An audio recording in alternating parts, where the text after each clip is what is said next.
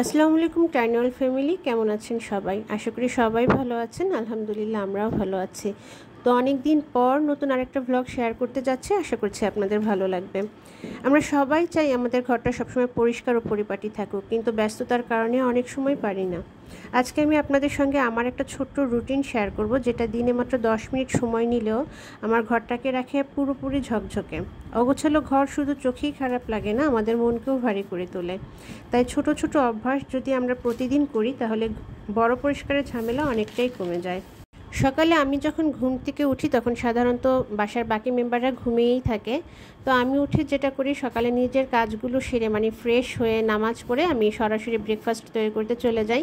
তো নাস্তা বানাতে বানাতে অতক্ষণে ঘরের বাকি মেম্বার যারা আছে ওরা উঠে যায়, ওদেরকে খাবার দিই, তখন আমি আমার ঘরটা গুছিয়ে নিই। আর আমি কিন্তু সকালবেলা একদম শুরুতে নাস্তা বানানোর পরের সময়টাতে আমি আমার পুরো ঘরটাকে আপনাদেরকে দেখিয়েছি।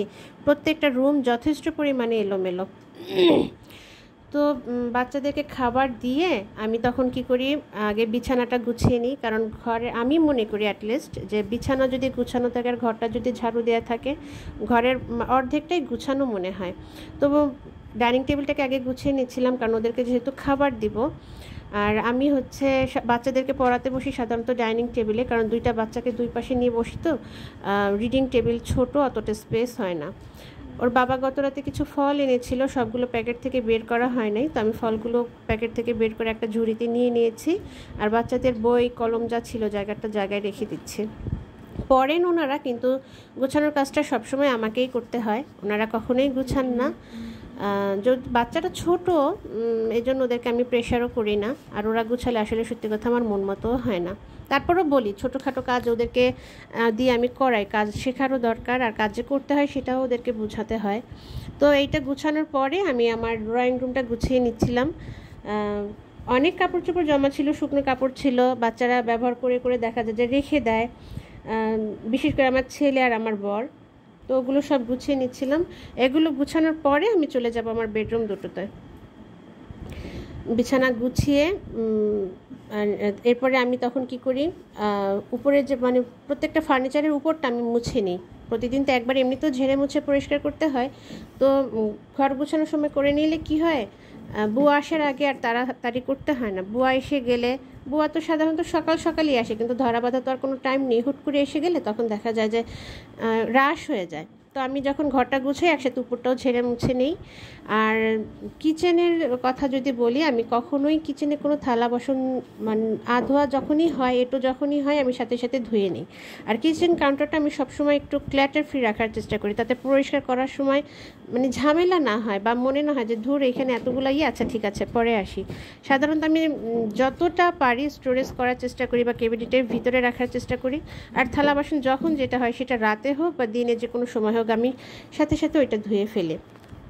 তো এই টিপস অ্যান্ড ট্রিক্সগুলো আমি সবসময় ফলো করি, আর এগুলো আমার ইউটিউবের কল্যাণেই জানা। আর ওয়াহিদ টাইনওয়াল করে একটা চ্যানেল আছে, ওয়াহিদ আপু, উনি হচ্ছে আমার ইউটিউবে আসা বলেন বা ঘর গুছানো বলেন, উনি আমাকে খুব ওই চ্যানেলটার প্রতিটা ব্লগ আমাকে খুব দেয়, কী বলবো, এনকারেজ করে। তো এই তো মাত্র 10 মিনিটের ব্যাপার, কিন্তু চেষ্টা করে দেখেন, পার্থক্যটা আপনি নিজেই বুঝতে পারবেন। আর একবারে যদি অনেক পরিষ্কার করার চেষ্টা করি, তাহলে কাজটাও ভারী হয়ে যায়, আমরাও ক্লান্ত হয়ে যাই।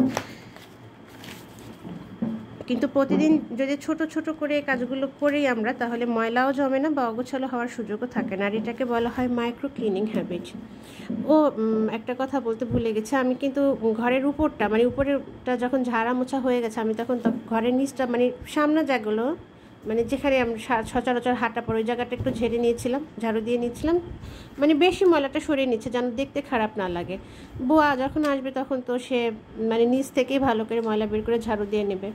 তো আমার ঘর গুছানোর পরে হচ্ছে ঘরের ফাইনাল লুকিং। এই যে দেখেন, ঘর গুছিয়ে গেছে, আপনারা নিজের দেখেছেন, আপনাদের সাথে শেয়ার করেছি। ওরা যে ঘর কি করছে, খেলছে না পড়ছে না রেস্ট নিচ্ছে, আমার বোঝার উপায় নাই। তো এই হচ্ছে অবস্থা, একদিক থেকে গুছায় আসে আর একদিক থেকে এলোমেলো হয়। তারপর আলহামদুলিল্লাহ আমার বাচ্চারা যথেষ্ট শান্ত, বা খুব গুছায় যে তা না, মোটামুটি করে। তবে আমি গুছিয়ে রাখলে ওরা গুছানোর চেষ্টা করে। তো ঠিক আছে, আজ এ পর্যন্তই। আপনারা সবাই ভালো থাকবেন, আর আমার ভিডিওটি যদি ভালো লেগে থাকে অবশ্যই চ্যানেলটিকে লাইক সাবস্ক্রাইব করবেন।